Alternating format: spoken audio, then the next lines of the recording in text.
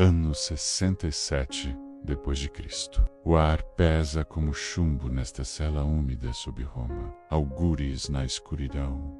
Um homem acorrentado espera. Seu nome é Saulo Paulo de Tarso. O apóstolo que ousou desafiar o império. O som metálico de uma espada sendo afiada ecoa no corredor. Nero assinou sua sentença. Hoje, aquele que mudou o curso da história com suas viagens insanas terá a cabeça separada do corpo. Mas como chegamos aqui?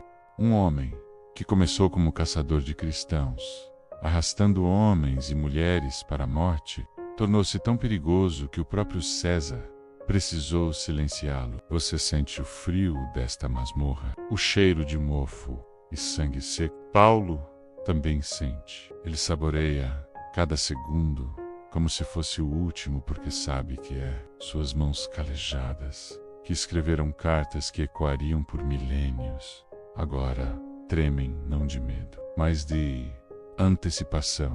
Por trás desses olhos cansados, um filme se desenrola.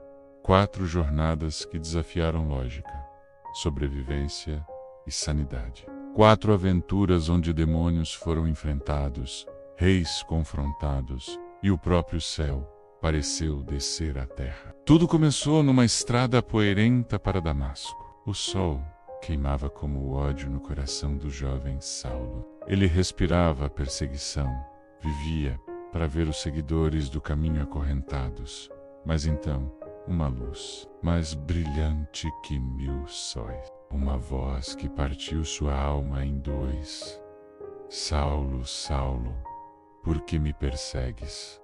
Naquele instante, o caçador tornou-se presa, cego, dependendo daqueles que queria matar, levado como um cordeiro para a casa de um certo Judas na rua direita. Ironia cruel ou graça divina? Mas por que, depois disso, Paulo fugiu para o deserto da Arábia em vez de Jerusalém? O que ele ouviu na solidão daquelas areias escaldantes que ninguém mais ouviu? Alguns sussurram que ele subiu o mesmo monte onde Moisés recebeu os mandamentos, que naquele silêncio cortante o próprio Cristo lhe revelou segredos que abalariam impérios. Ao voltar, algo havia mudado. Não apenas seus olhos, mas sua alma. E isso assustava mais que qualquer espada. Os mesmos líderes religiosos que antes o aplaudiam agora cuspiam seu nome como maldição.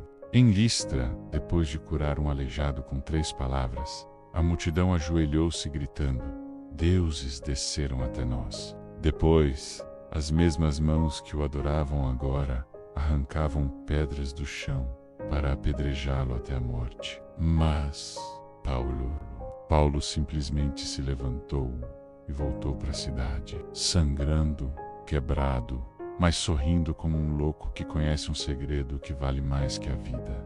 Que segredo era esse? O que poderia fazer um homem suportar naufrágios, açoites, fome, traição em Atenas, enquanto filósofos zombavam? Ele apontou para um altar esquecido ao Deus desconhecido e declarou guerra silenciosa contra todo o panteão romano. Em Corinto, cidade do vício e da luxúria, ele montou uma tenda de couro e começou a costurar enquanto pregava sobre um amor tão radical que faria prostitutas chorarem como crianças. Em Éfeso, onde o templo de Ártemis dominava o horizonte, suas palavras incendiaram tanto corações que ourives iniciaram um motim. Seu evangelho estava arruinando o negócio de ídolos de prata.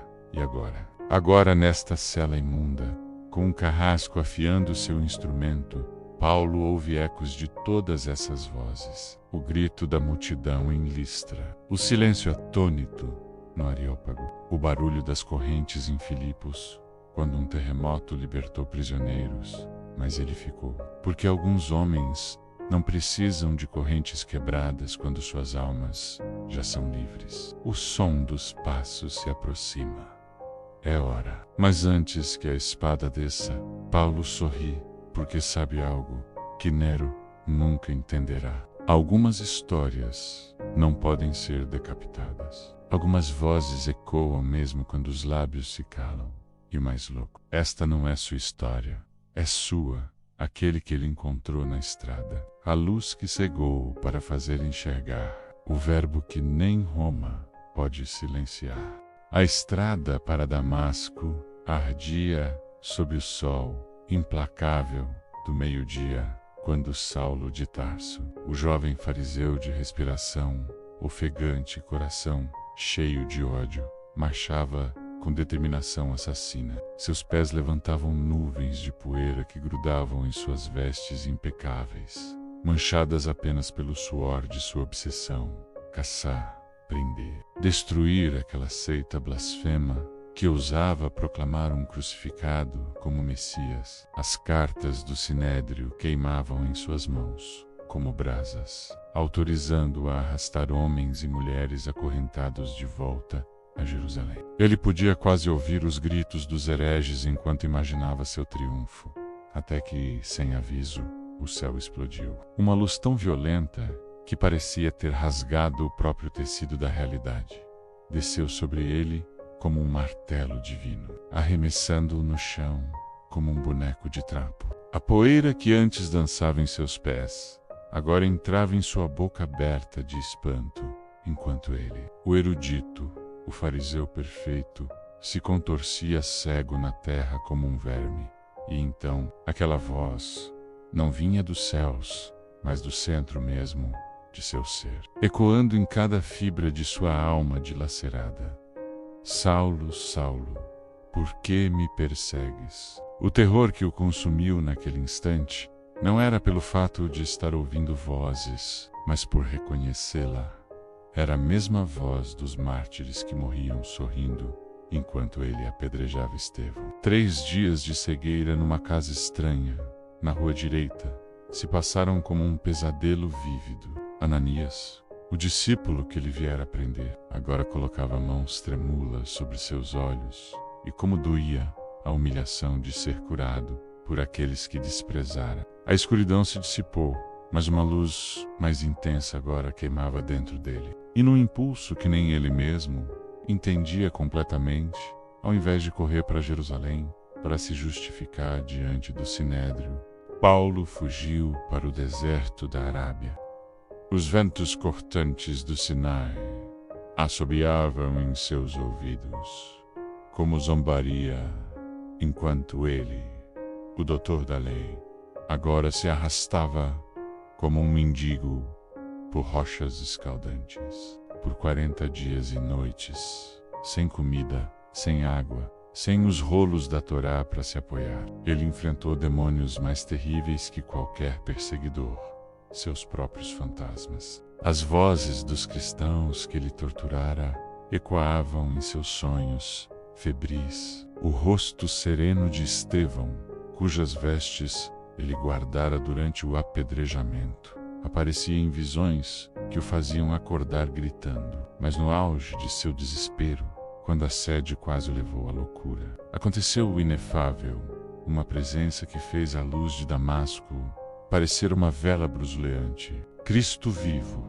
não mais como juiz, mas como mestre, começou a lhe revelar mistérios que nenhuma sinagoga jamais ensinara. Quando finalmente emergiu do deserto, seu rosto estava marcado não apenas pelo sol implacável, mas por algo mais profundo, uma transformação que faria até seus amigos de infância em Tarso recuarem assustados. Damasco, que deveria ter sido o palco de seu triunfo, tornou-se o primeiro campo de batalha de sua nova vida. Nas sinagogas onde antes planejara prisões, agora ele ousava proclamar: Jesus é o Filho de Deus, com uma paixão que deixava os ouvintes entre o êxtase e o terror. Os mesmos líderes judeus que outrora lhe davam ordens agora conspiravam para matá-lo. E ele, que antes supervisionava execuções, teve que ser baixado num cesto pelas muralhas da cidade como um criminoso comum. Jerusalém o recebeu com desconfiança e medo, como confiar no lobo que se vestiu de cordeiro. Foi Barnabé, homem de coração maior que seu bom senso, que o levou aos reticentes apóstolos. O apóstolo Pedro, cujo olhar perfurava sua alma, parecia ver além da conversão recente, via o preço que Paulo já pagara e os que ainda pagaria. E quando, num impulso que misturava fé e temeridade, Paulo começou a debater com os gregos helenistas, os mesmos homens com quem Estevão discutira antes de morrer, as facas foram sacadas novamente. Desta vez, eram seus antigos aliados que queriam seu sangue. Os irmãos, prevendo o desastre, o enviaram para Tarso um exílio que duraria 10 longos anos. 10 anos em que o fogo dentro dele não se apagou, mas se aprofundou, transformando o zelo bruto em convicção temperada. Até que um dia Barnabé, o mesmo que lhe dera a mão em Jerusalém, bateu à sua porta com um convite insano. Venha a Antioquia, há uma colheita lá maior que nossos celeiros. E assim começaria a segunda grande aventura. Mas isso é uma história para outro momento, pois agora, nesta cela romana, enquanto o carrasco afia sua lâmina, Paulo sorri ao lembrar como tudo começou. Aquele jovem fariseu cheio de certezas morrera no caminho de Damasco. O homem que surgira das cinzas não temia a espada de Nero, porque já havia sido morto e ressuscitado muito antes, nesta jornada que, contra toda a lógica humana, apenas começava. Antioquia fervilhava com uma energia que Paulo sentia em seus ossos. Aquela cidade fronteiriça, onde os seguidores do caminho foram chamados cristãos pela primeira vez, num misto de escárnio e admiração. Seus pés, ainda marcados pelas pedras de Damasco, agora pisavam o chão de uma casa simples, onde judeus e gentios compartilhavam a mesma mesa, o mesmo pão, o mesmo olhar de espanto diante da graça que os unia. Barnabé, sempre com seu sorriso largo, apresentou aquele gregos de fala rápida e olhos ardentes, Lucas, o médico, Silas, o poeta, e Marcos, um jovem cujo entusiasmo mal escondia o medo nos olhos. O Espírito sussurrava algo grande, perigoso, e quando a palavra veio durante um culto, separai-me Barnabé e Saulo para a obra que os chamo, Paulo sentiu seu coração bater como naquele dia no deserto. Era hora de levar a chama além dos muros seguros de Antioquia, mesmo que isso significasse caminhar direto para a boca do leão. O porto de Seleucia desaparecia no horizonte, enquanto o pequeno barco balançava nas águas traiçoeiras do Mediterrâneo, levando Paulo e seu improvável grupo em direção à ilha de Chipre. João Marcos, verde de enjoo, olhava para trás com saudade de casa, enquanto Paulo inalava o sal do mar, como se fosse o sopro do Espírito. Em Salamina, as sinagogas receberam o filho de Tarso com curiosidade mista. Sua fama como erudito fariseu, mas suas palavras sobre um Messias crucificado, faziam os rabinos franzirem as testas. Foi em Pafos, diante do procônsul Sérgio Paulo, que o inferno mostrou sua face. Elimas, aquele feiticeiro de sorriso untuoso, tentou torcer a verdade com suas artimanhas, até que Paulo, num rompante que fez até Barnabé recuar, fixou seus olhos no impostor e declarou com voz trovejante: Filho do diabo, cheio de todo engano e maldade, não cessarás de perverter os retos caminhos do Senhor. O silêncio que se seguiu foi quebrado pelo grito horrendo de Elimas tateando no ar. Cego, um eco perturbador da própria experiência de Paulo na estrada de Damasco. A ironia não lhe escapou. O perseguidor cegado tornara-se instrumento de justiça divina. A travessia para Perge, na Panfilha, foi marcada pelo som abafado de lágrimas. João Marcos, aquele jovem promissor, abandonara a missão. Barnabé, com o coração partido, defendia o pupilo, mas Paulo via apenas traição. O conflito entre os dois amigos era tão cortante quanto o vento gelado que os atingiu ao desembarcar. E então vieram as cidades da Galácia, Antioquia da Pisídia, Icônio, Listra, Derbe, cada uma esculpindo sua marca na carne de Paulo. Na sinagoga de Antioquia, Sua pregação fez os judeus se levantarem em frenesi no sábado seguinte, incitando os piedosos contra aquele traidor que abria as portas da aliança aos incircuncisos.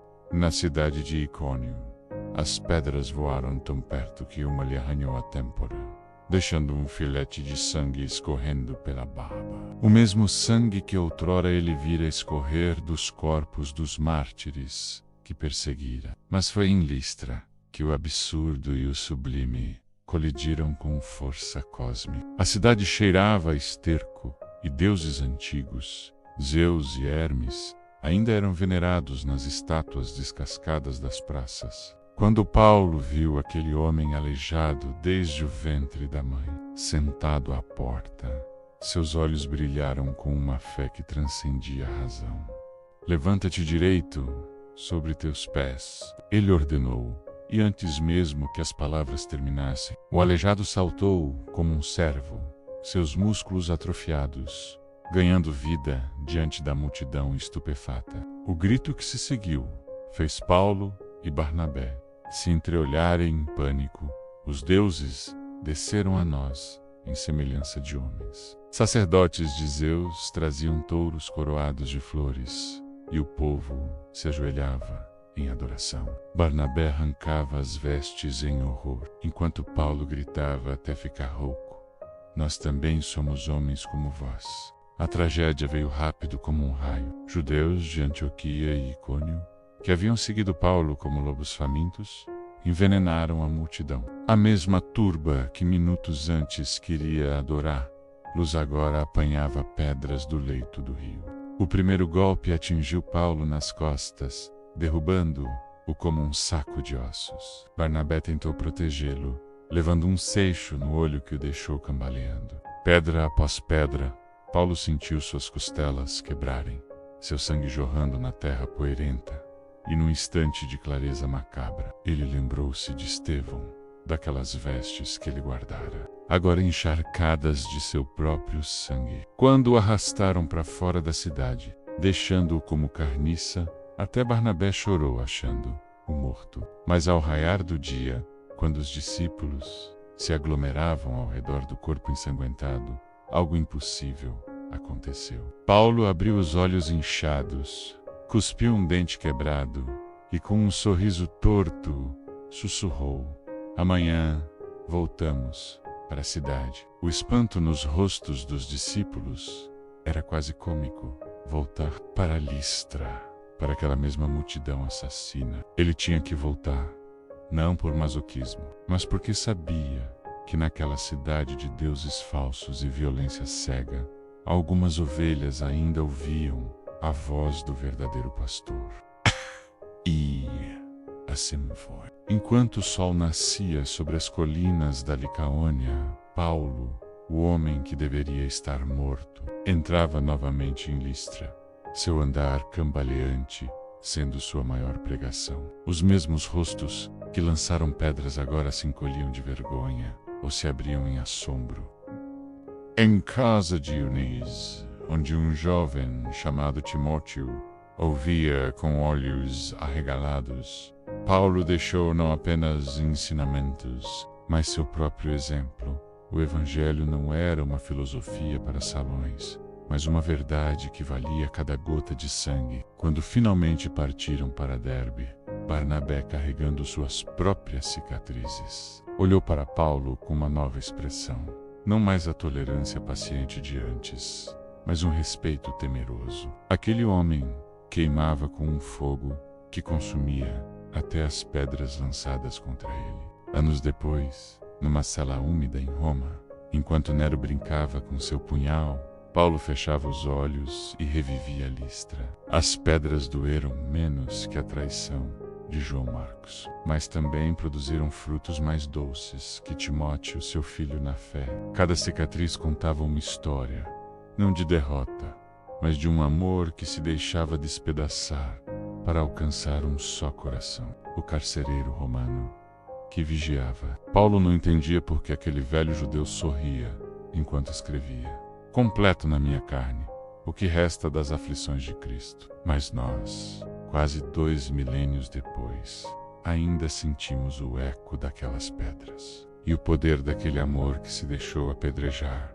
apenas para voltar no dia seguinte. A noite em Filipos tinha um cheiro de sangue e milagres. Paulo ainda sentia as costas latejando, onde os açoites romanos haviam aberto sulcos carnudos, aquele doloroso privilégio de um cidadão romano indevidamente flagelado. Mas a dor física era ofuscada pelo fogo que ardia em seu peito desde o terremoto à meia-noite, desde o grito desesperado do carcereiro: "O que devo fazer para ser salvo?" Agora, enquanto Silas remendava suas roupas rasgadas à luz brusuleante de uma lamparina, Paulo sentiu o chamado para ir mais a oeste, para onde as mentes mais afiadas do império debatiam nos mármores de Atenas. Mas o espírito soprou de forma estranha, portas fechadas, sonhos perturbadores. Até o vento parecia empurrá-los para outro lugar. Em Troade, quando Paulo finalmente se rendeu àquela direção inexplicável,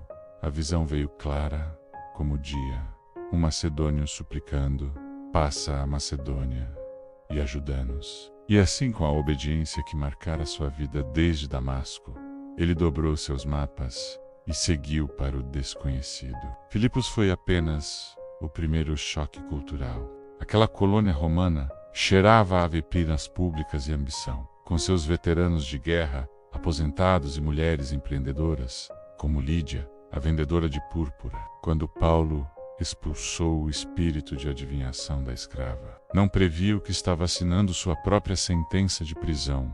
Os donos daquela mercadoria perderam seu lucro fácil. Mas na cela mais escura, quando cantavam hinos à meia-noite, as correntes se partiram, não para libertá-los, mas para prender o carcereiro ao evangelho. Que paradoxo! Paulo, o prisioneiro, tornará-se o verdadeiro libertador. E quando os magistrados, pálidos ao saberem que açoitaram um cidadão romano, vieram com desculpas envergonhadas, ele já estava pensando na próxima parada tessalônica, onde a mensagem de um rei maior que César quase causou um motim. Em Atenas, o ar cheirava a velhos pergaminhos e novos debates. Enquanto Paulo caminhava pelo Areópago, seus olhos ardiam de lágrimas, não derramadas tantos altares, tantos deuses, até um ao Deus desconhecido. Seu espírito se revoltava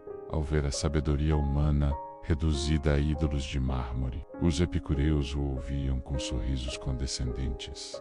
Os estoicos franziam testas quando ele mencionava a ressurreição. Mas quando citou o próprio poeta deles: "Nele vivemos, nos movemos e existimos", viu alguns olhos se acendendo como brasas sob cinzas. Tu, o homem chamado Dionísio, um membro do conselho, creu, junto com Damares e outros, poucos, mas suficientes para fazer nascer uma igreja na sombra do Párteno. A sabedoria do mundo enfrentara a loucura da cruz, e alguns escolheram a loucura. Corinto foi o choque mais violento, a cidade onde o vício se vestia de religião. O templo de Afrodite no alto da Acrópole lançava sua sombra sobre o porto movimentado, onde marinheiros bêbados e mercadores gananciosos se misturavam com filósofos cínicos. Paulo encontrou Áquila e Priscila, expulsos de Roma como ele, e trabalhou com eles na fabricação de tendas, suando sobre o couro como qualquer escravo. De dia, suas mãos criavam abrigos temporários. À noite, pregava sobre uma morada eterna. Os judeus da sinagoga o rejeitaram com violência, mas Justo, que morava ao lado, abriu sua casa. E Crispo, o principal da sinagoga, creu com toda a sua casa. Mas o preço foi auto-ameaças, fome, noites de insônia, até que numa visão o Senhor falou: "Não temas, mas fala, porque tenho muito povo nesta cidade." 18 meses depois, quando Galho se recusou a julgar Paulo, os judeus bateram em Sóstenes diante do tribunal. Ironicamente, aquele que substituíra Crispo acabou encontrando o mesmo Cristo. Agora, em sua cela romana, Paulo sorria ao lembrar. Atenas, com sua sabedoria orgulhosa, produziu poucos convertidos. Corinto, imersa em vícios, tornou-se uma igreja fervorosa. Filipos, onde sofreu mais, tornou-se sua maior alegria. Quantas vezes Deus escrevia direito por linhas tortas. As cartas que escrevera para essas igrejas cheias de exortação, ternura e doutrina agora circulavam de mão em mão, enquanto sua própria mão, calejada tanto pelo trabalho quanto pela pena, preparava-se para escrever a última, combatia o bom combate. O carcereiro romano não entendia por que o prisioneiro sorria enquanto afiava a pena. Mas nós, lendo essas palavras séculos depois, sabemos cada cidade, cada sofrimento, cada alma ganha, fazia parte de uma aventura muito maior que Paulo, maior que Roma, maior que a própria morte. E essa aventura, ele sabia, estava apenas começando.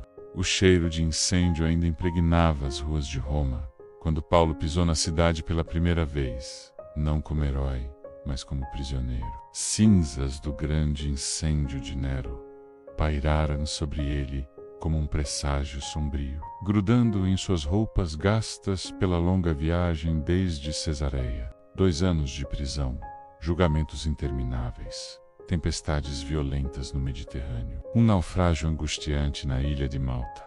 Tudo isso culminara neste momento.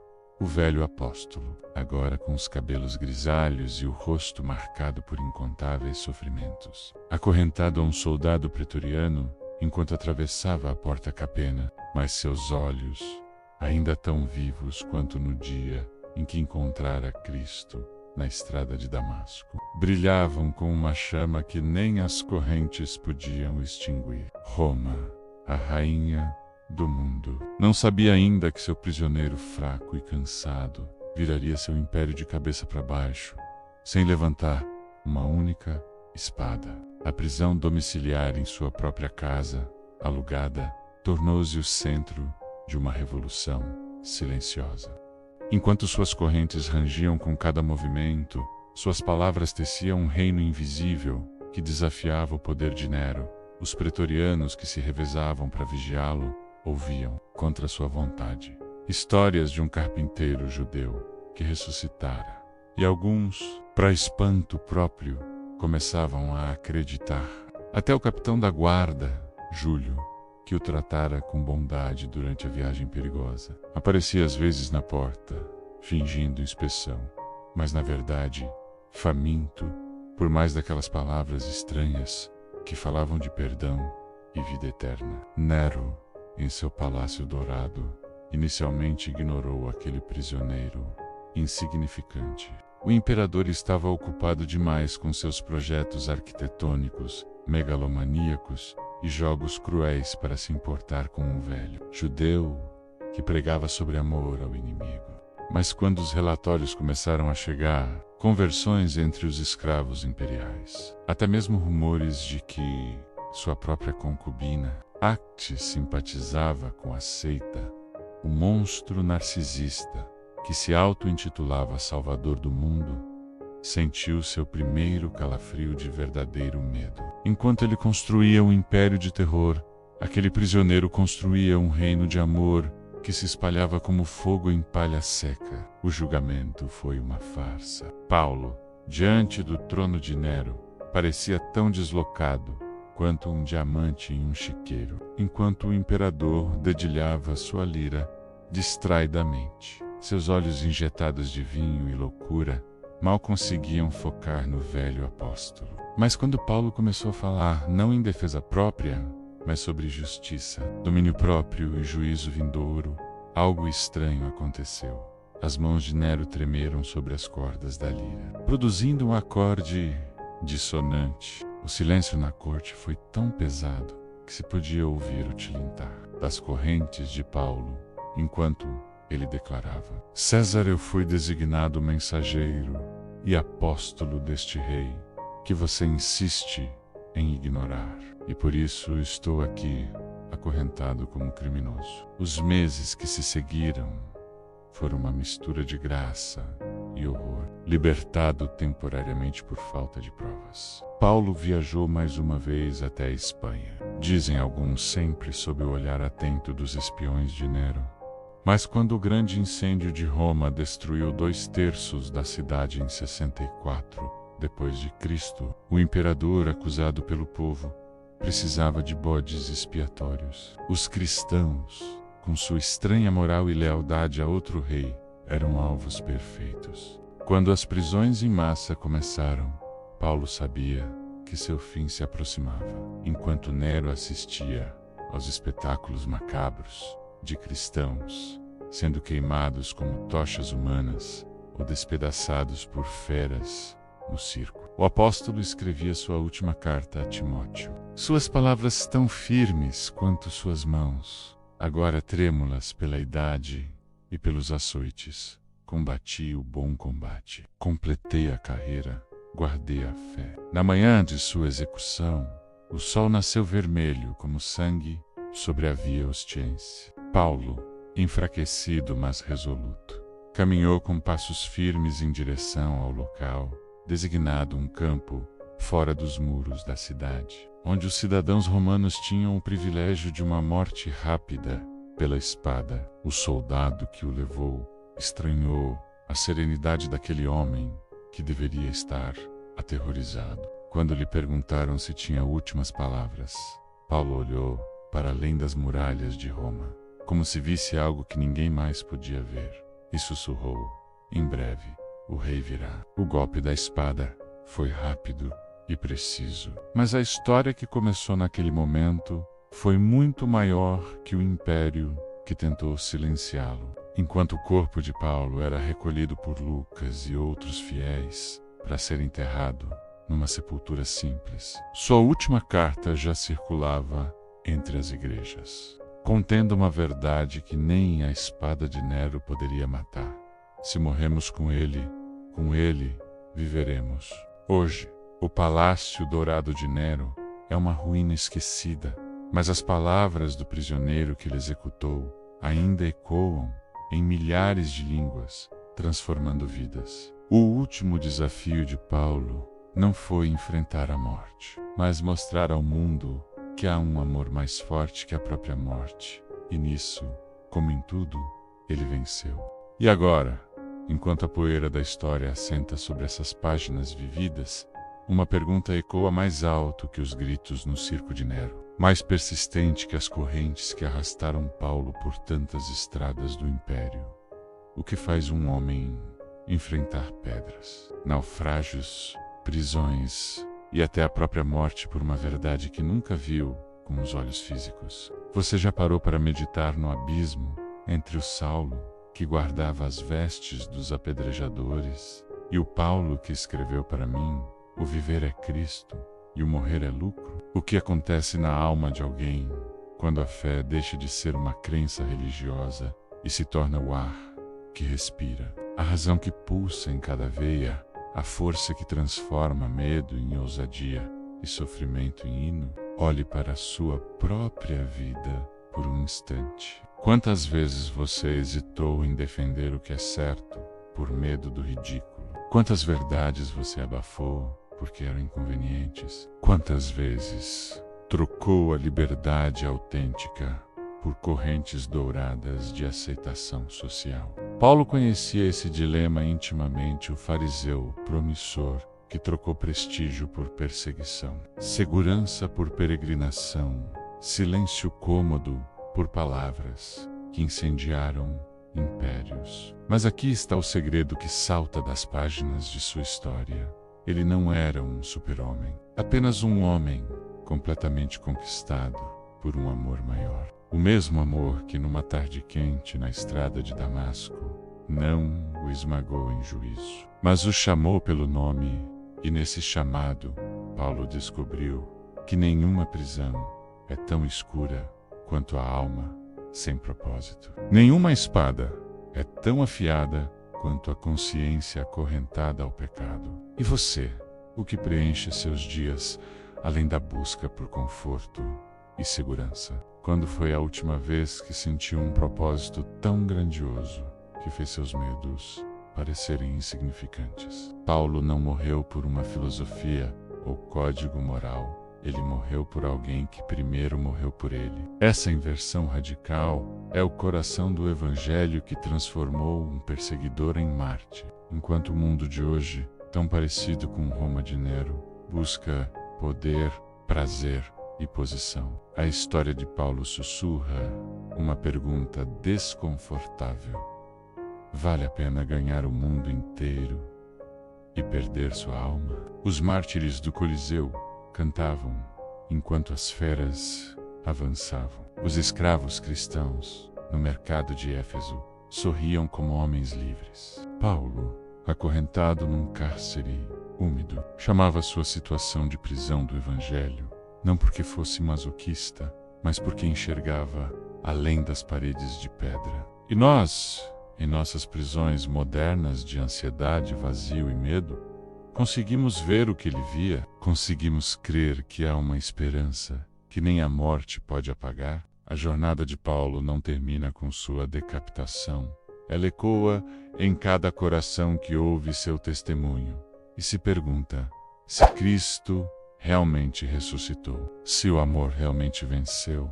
Então por que vivo como se nada disso fosse verdade? O silêncio que segue essa pergunta é mais revelador que qualquer resposta. Nele, ouvimos o mesmo sussurro que transformou Saulo em Paulo, não uma voz de condenação, mas de convite. O mesmo chamado que levou um homem a percorrer estradas poeirentas, enfrentar multidões furiosas e desafiar imperadores, começa com um simples "segue-me" dirigido a cada um de nós. A aventura não acabou, apenas espera por novos corajosos dispostos a crer que no fim o amor sempre vence. E você, de que lado da história quer estar quando a última página for virada?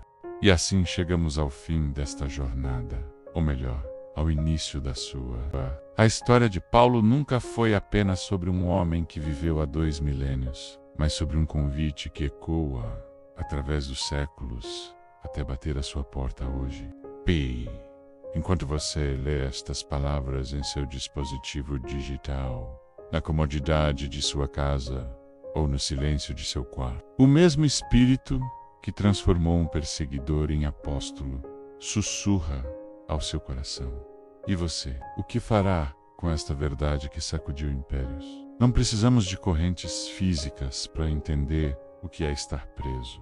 Quantos de nós vivemos acorrentados ao medo do amanhã, à opinião alheia, às expectativas sociais, aos traumas do passado? Paulo descobriu o segredo da liberdade mesmo quando suas mãos estavam amarradas, porque algumas prisões são internas e só as chaves do Evangelho podem abri-las. E aqui está o paradoxo mais belo: quando nos rendemos a Cristo como Paulo fez, perdemos as correntes que realmente nos prendiam, mesmo que ganhemos outras aos olhos do mundo. Este não é um chamado para o martírio físico, mas para o despertar espiritual. Você não precisa viajar para terras distantes ou enfrentar feras no Coliseu, mas é convidado a viver com a mesma ousadia transformadora no seu local de trabalho, na sua família, nos seus relacionamentos. O mesmo Deus que escreveu uma história épica através de Paulo quer escrever uma história igualmente poderosa através de você. Não uma história perfeita, mas autêntica, não isenta de dor, mas cheia de propósito. Não aplaudida pelo mundo, mas aprovada pela eternidade. E se você dar o primeiro passo hoje, talvez seja ler uma das cartas de Paulo com novos olhos. Talvez seja perdoar alguém que te feriu. Talvez seja parar de viver para acumular coisas e começar a viver para multiplicar amor. O convite está feito não como obrigação religiosa, mas como oportunidade de descobrir que a vida mais plena não é a que mais recebe, mas a que mais se entrega. Paulo terminou sua corrida sem um único bem material, mas com um tesouro que nem Nero pôde roubar. E você, como quer terminar a sua? A caneta da história está em suas mãos, e cada dia é uma página em branco. Que sua vida seja uma carta aberta, como as de Paulo, que outros lerão e, ao fazê-lo, encontrarão não a você, mas aquele que transformou sua história. A aventura continua. Você está pronto para o próximo capítulo?